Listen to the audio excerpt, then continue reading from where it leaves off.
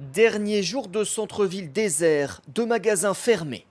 À Schwerte, près de Dortmund, comme dans toute l'Allemagne, les commerçants se préparent.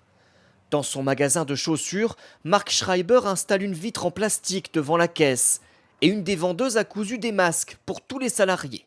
Selon lui, il est urgent de rouvrir. J'ai du mal à trouver le sommeil en ce moment. Si je n'arrive pas à obtenir un prêt de la part de l'État, ce que je n'ai toujours pas réussi, je devrais fermer boutique dès l'automne.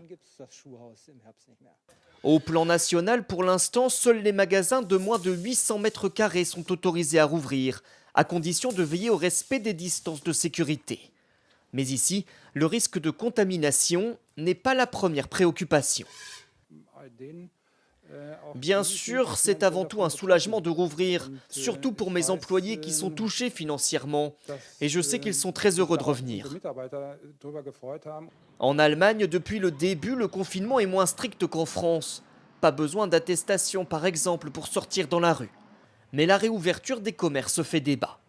Si on commence à tout rouvrir, bientôt ce sera aussi les restaurants. Et dans ce cas, on gâchera tous les efforts qu'on a déjà faits.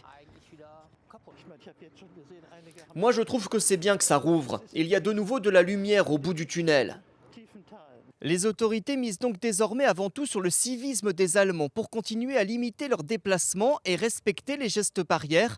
Mais Angela Merkel a d'ores et déjà prévenu, si le rythme des contaminations repart à la hausse, alors les hôpitaux allemands pourraient atteindre leur seuil de saturation dès cet été.